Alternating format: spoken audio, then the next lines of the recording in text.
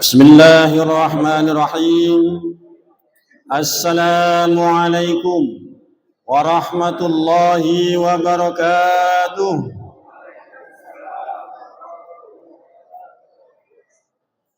Alhamdulillahilladzi hadana lihadza wa ma kunna linahtadiya laula an hadana Allah.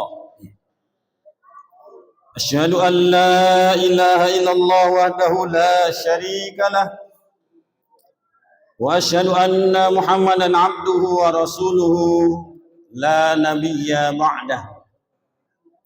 Allahumma salli wa sallim wa barik ala sayyidina Muhammadin wa ala alihi wa sahbihi ajma'in. Rabbi israh li sadri wa yassir li amri wahlul 'uqdatam min lisani yafqahu qawli. Yang sama-sama kita hormati Bapak Ketua Masjid Muttaqin beserta seluruh jajaran pengurus Masjid Muttaqin, para pembina, para orang tua kami, Bapak Ibu-ibu, rekan-rekan sebaya, adik-adik pemuda, adik-adik remaja, dan anak-anak kami, para siswa. Pertama sekali mari kita bersyukur kepada Allah Subhanahu wa taala atas segala limpahan rahmat, nikmat serta karunia-Nya. Alhamdulillah. Pada malam hari ini kita memasuki malam yang keempat. Berarti sudah 3 hari kita melaksanakan puasa di siang harinya, qiyamul lail di malam harinya, dan banyak ibadah-ibadah sunnah lainnya. Kita mohon kepada Allah, semoga Allah terima semua amal ibadah kita dan mendapatkan pahala yang berlipat ganda. Amin ya rabbal alamin. Dan kita bermohon kepadanya, semoga senantiasa Allah berikan kesehatan kepada kita, kekuatan lahir dan batin, sehingga kita mampu menunaikan ibadah Ramadan ini secara sempurna sampai akhir Ramadan nanti, sehingga kita betul-betul Idul Fitri dan predikat takwa dapat kita sandang. Amin ya rabbal alamin. Selanjutnya salawat dan salam kita mohonkan kepada Allah, semoga disampaikannya kepada Nabi kita Muhammad sallallahu alaihi wasallam, kepada keluarganya, kepada para sahabatnya, dan semoga tercurah kepada kita umatnya yang senantiasa tunduk taat mengikuti sunnah-sunnahnya. Bapak Ibu jamaah Masjid Muttaqin yang hamba hormati, kamu kalau bertagak di muka kok menggretek Pak. Takana 30 tahun yang lalu. Jadi tepat 30 tahun yang lalu ambo meninggalkan kota Padang melaksanakan tugas di kota Sawalunto, dan 30 tahun kemudian pensiun kembali ke Lapai lagi. Cerita itu akan kita sambung nanti setelah tarawih. Kita akan lanjutkan dengan materi kita pada malam hari ini. Pengurus masjid memberikan judul kepada saya, 7 golongan manusia yang mendapat naungan Allah pada hari kiamat. Anak-anak, apa judulnya? 7 golongan manusia yang mendapat naungan Allah pada hari kiamat. Dalilnya hadis sahih Bukhari wa Muslim. Mari kita bacakan hadis ini, kita resapi maknanya, kita dalami isinya, dan semoga kita termasuk dari 7 golongan itu. Hadis dari Abu Hurairah radhiyallahu anhu. An Abi Hurairah radhiyallahu anhu, anin Nabi sallallahu alaihi wasallam qala. Dari Abu Hurairah radhiyallahu anhu, dari Nabi Muhammad sallallahu alaihi wasallam, beliau bersabda, sab'atun. Anda tahu sab'atun berapa? 7. Sab'atun yudhillumullahu fi dhillihi yauma la dhilla illa dhilluhu. 7 golongan manusia yang akan mendapatkan naungan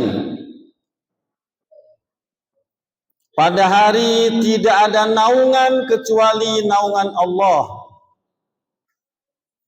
Ya, 7 golongan manusia yang akan mendapatkan naungan pada hari ketika tidak ada naungan kecuali hanya naungan Allah. Yang pertama, al-imamun adil. Yang kedua, wasyabun nasya'a bi ibadatillah.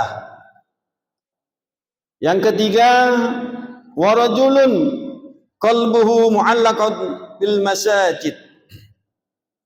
Yang keempat, warajulan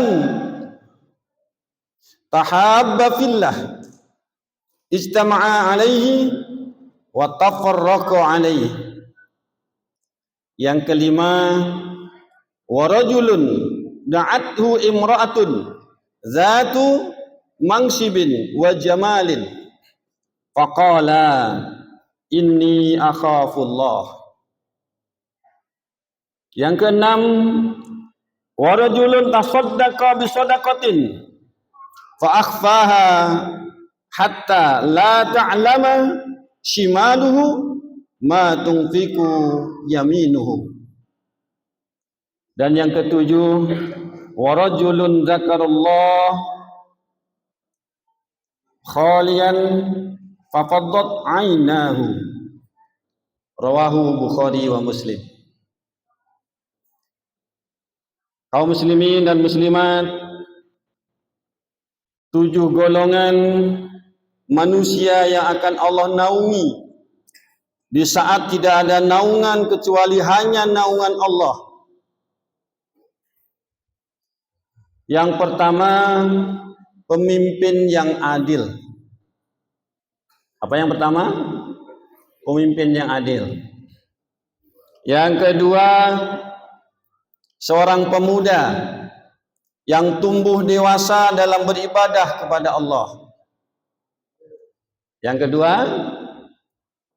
pemuda yang tumbuh dewasa dalam beribadah kepada Allah. Nanti sekilas-kilas kita jelaskan. Yang ketiga, seseorang yang hatinya terpaut ke masjid. Seseorang yang hatinya bergantung, terpaut ke masjid. Yang keempat, 2 orang yang saling mencintai di jalan Allah. Keduanya berkumpul karena Allah dan berpisah karena Allah. Yang kelima, ini karena dicatat ya. Yang keempat tadi apa? 2 orang yang saling mencintai karena Allah. Keduanya berkumpul karena Allah dan berpisah karena Allah. Yang kelima, seorang laki-laki yang diajak berzina oleh seorang wanita yang mempunyai kedudukan lagi cantik. Masya Allah.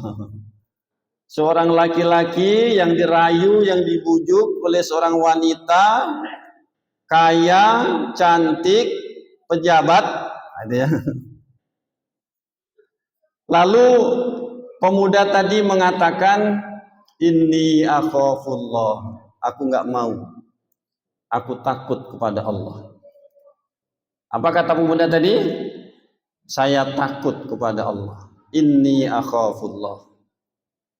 Yang keenam, Seseorang yang bersedekah dengan satu sedekah lalu menyembunyikannya sehingga tangan kirinya tidak tahu apa yang diinfakkan oleh tangan kanannya. Masya Allah. Yang keenam adalah seorang yang bersedekah dengan menyembunyikan sedekahnya itu sehingga sampai-sampai tangan kirinya tidak tahu berapa yang dimasukkan ke kotak celengan, ke kotak infak oleh tangan kanannya. Dan yang ketujuh, yang terakhir, seorang yang berzikir kepada Allah dalam keadaan sepi, lalu ia meneteskan air matanya. Apa yang ketujuh? Seseorang yang berzikir kepada Allah dalam keadaan sunyi, sepi, sendiri, kemudian dia sampai menangis, meneteskan air mata. Masya Allah, tabarakallah, Allahu Akbar. Semoga semua kita yang hadir di majelis ini, di masjid ini, menjadi salah satu dari 7 golongan ini. Amin ya rabbal alamin. Kita syarah dulu hadis ini, ada namanya syarah hadis. Penjelasan daripada hadis ini. Dalam hadis ini disebut sab'atun, 7. Walaupun disebut kata 7, kata para pensyarah ahli hadis, itu tidak harga mati. Artinya bisa jadi lebih 7. Tapi 7 inilah yang utama. Gitu ya. Nanti jangan-jangan kita hanya mencari yang 7 ini saja, mengabaikan amal soleh yang lainnya. Kok nggak disebut puasa? Kok nggak disebut haji dan sebagainya ya? Ini yang pertama pemahaman kita tentang 7 ini. Jadi 7, Rasulullah sering mengatakan 3, 4, 5, itu bukan berarti kata mati hanya itu. Kemudian yang kedua, dalam hadis ini ada kata-kata rojulun. Kalau bahasa Arabnya rojulun itu artinya anak laki-laki. Tapi yang dimaksud di hadis ini tidak mutlak hanya anak laki-laki. Artinya seseorang bahasanya. Siapapun yang bisa memenuhi syarat dari ketujuh golongan ini, baik laki-laki maupun perempuan, dia akan mendapatkan naungan Allah. Jadi kata-kata rojulun bukan berarti hanya laki-laki. Baik. Yang ketiga, pemahaman kita tentang hadis ini. Kenapa sedemikian mulianya 7 golongan ini? Sampai-sampai di yaumil mahsyar nanti, Bapak Ibu semuanya, ketika matahari didekatkan di atas kepala kita, semua manusia kepanasan, mandi keringat, bahkan ada yang berenang dengan air keringatnya sendiri, karena sedemikian dahsyatnya yaumil mahsyar nanti. Dan ketika saat itu tidak ada satupun orang yang bisa menolong, Allah mendatangkan pertolongan.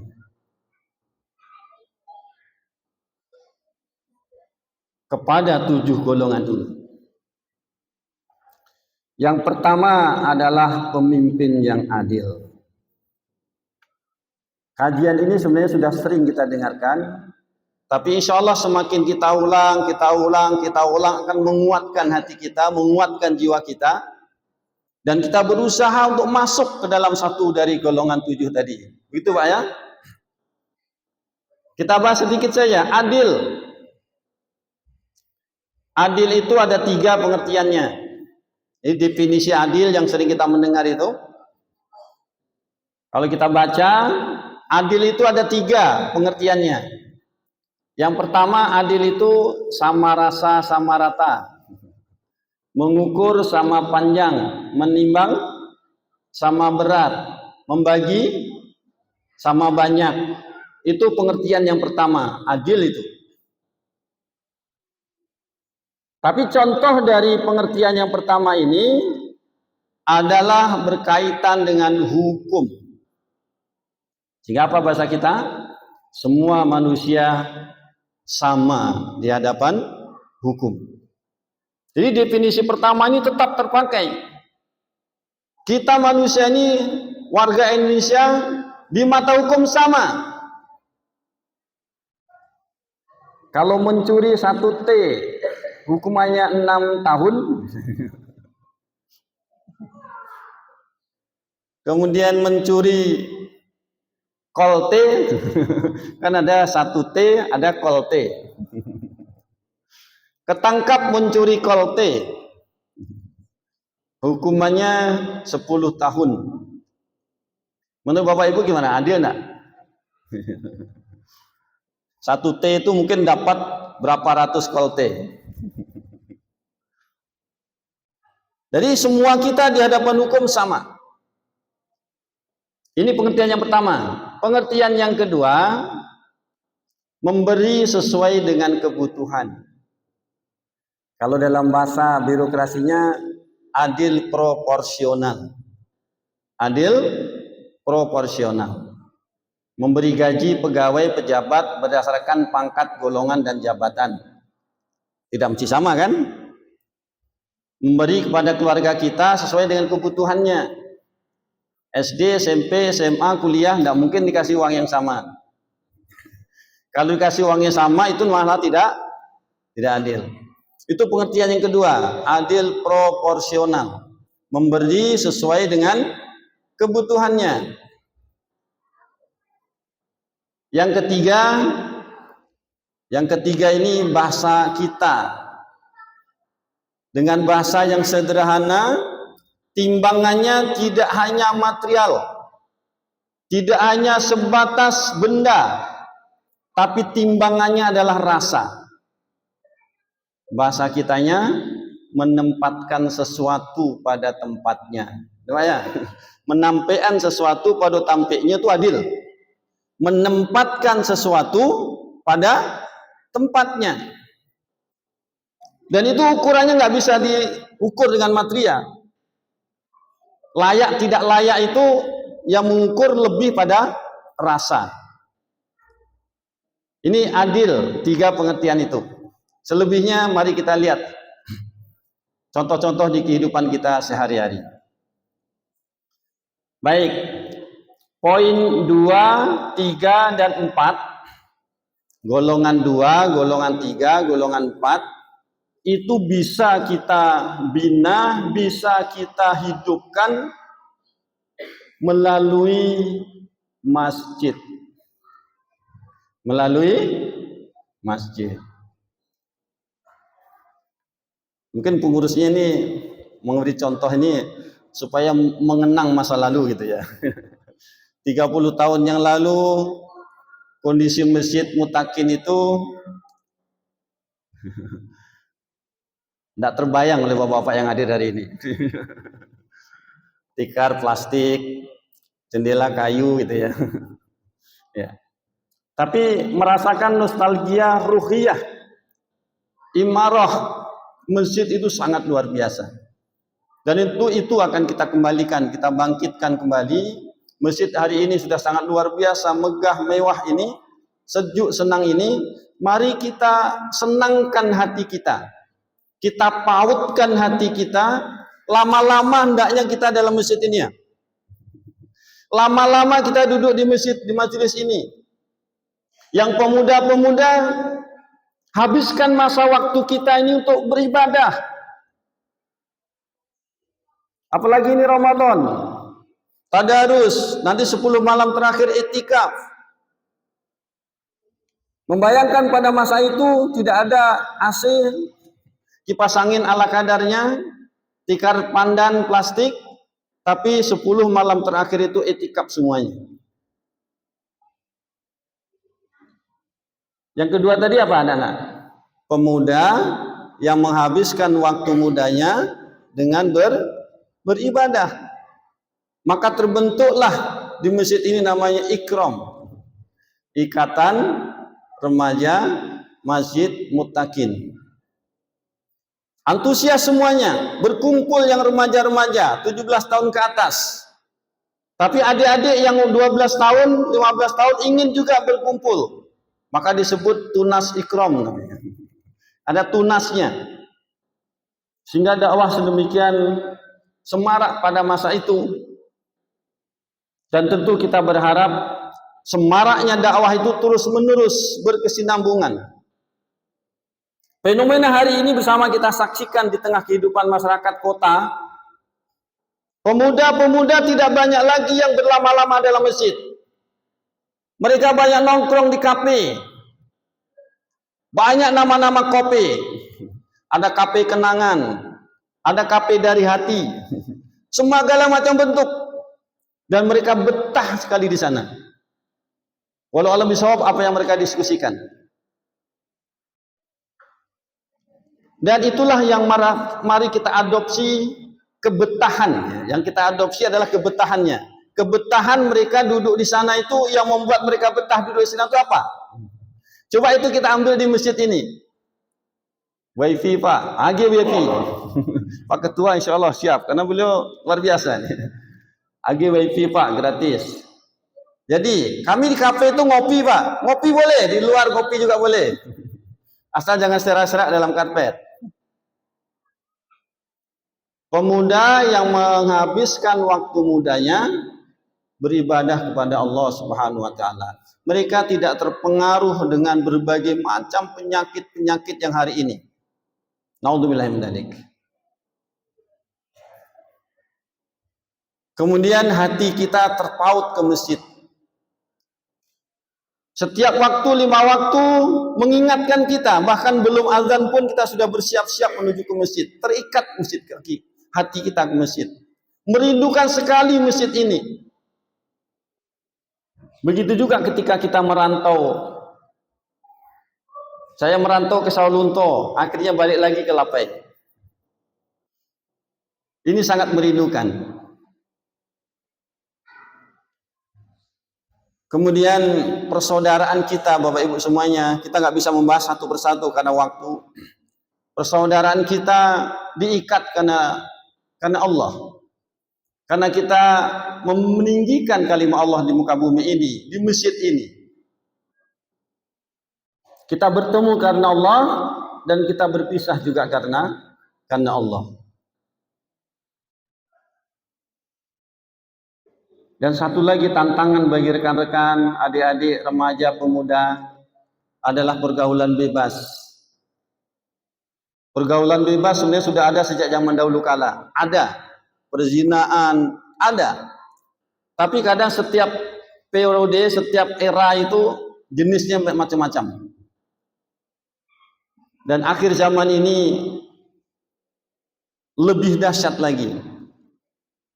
Kalau kita dahulu takut anak-anak kita bergaul laki-laki dengan perempuan, takut terjebak pada pergaulan bebas dan zina. Hari ini kadang kita lebih takut lagi. Laki-laki bergaul dengan laki-laki, perempuan dengan perempuan. Kalau itu yang sudah kita takutkan, apalagi laki-laki dengan laki-laki, perempuan dengan perempuan. Yang sering kita dengar apa namanya? LGBT, naudzubillahi min dzalik. Penyakit umat Nabi Lut bangkit hari ini. Dan ketika penyakit umat sama dengan umat terdahulu, kita tinggal menunggu waktu. Allah akan menurunkan azabnya. Naudzubillahi min dzalik. Dalam 7 golongan ini Rasulullah nyatakan, Rasulullah sampaikan, ketika pergaulan laki-laki perempuan, salah seorang mengajak untuk berzina. Kalau dalam hadis ini perempuan yang mengajak berzina.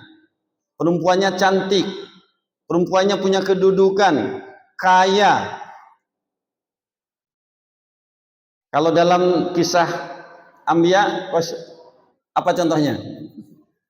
Nabi Yusuf alaihissalam. Dia adalah seorang hamba saya karena dibeli, digoda oleh siapa? Iya, oleh istri raja, istri perdana menteri. Dia cantik, dia punya kedudukan. Tapi Allah selamatkan Nabi Yusuf alaihissalam sehingga dia mampu menahan dirinya, menyatakan inni akhafullah, aku takut kepada Allah. Dan itulah yang mesti ada di hati, di pikiran kita para pemuda, para remaja ketika bergaul dengan kawan-kawannya. Dimanapun kita berada mesti ada innallaha ma'ana, senantiasa Allah bersama dengan kita. Perjuangan yang seperti itulah kemudian Allah beri hadiah, Allah akan naungi nanti yaumil mahsyar nanti. Yang terakhir selanjutnya, karena waktu yang membatasi kita, terkait dengan infak sedekah. Alhamdulillah masjid kita megah seperti ini. Tentu ini semuanya kedermawanan para muhsinin kita. Karena infak sedekah yang kita keluarkan sehingga imarah masjid sudah sedemikian rupa bagusnya. Jahriyah ataupun siriyah masing-masing punya keutamaan dan kelebihannya. Ada saatnya kita bersedekah itu jahriyah, terutama sekali yang wajib. Kalau yang wajib itu wajib juga jahriyah. Salat wajib, wajib juga jahriyah, berjamaah di masjid. Sedekah wajib, wajib juga jahriyah.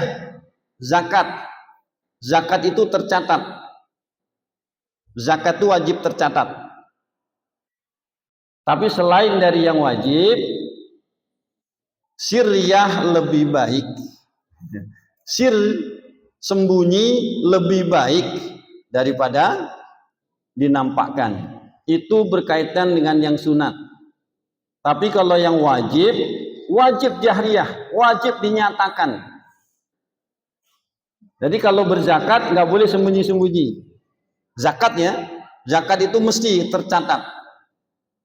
Tapi kalau infak, sedekah sunahnya itu siriyahnya lebih baik daripada jahriyahnya. Dan ketika itu bisa kita jaga sedemikian rupa, kita jaga keikhlasan kita, Allah janji Allah akan naungi kita di yaumil mahsyar nanti. Dan kesempatan Ramadan ini sangat baik sekali. Bersama mari kita dekatkan diri kita kepada Allah SWT. Perbanyak istighfar kita, perbanyak kalimat-kalimat yang disunahkan Rasulullah SAW. Allahumma innaka afuwwun tuhibbul afwa fa'fu anna ya karim. Istighfar selama Ramadan akan menghapuskan dosa-dosa kita. Sambil kita berpuasa, sambil kita qiyamul lail, man shoma man qama ramadhana imanan wa ihtisaban ghufira lahu ma taqaddama min dzambihi. Barang siapa yang puasa siang harinya, qiyamul lail pada malam harinya dengan penuh keimanan dan pengharapan pada Allah SWT, niscaya akan dihapus segala dosanya yang telah berlalu. Demikian mudah-mudahan ini bermanfaat untuk kita semuanya. Aku qouli hadza astaghfirullah wa lakum. Subhanakallahumma wa bihamdika asyhadu an la ilaha illa anta astaghfiruka wa atubu ilaik. Assalamualaikum warahmatullahi wabarakatuh.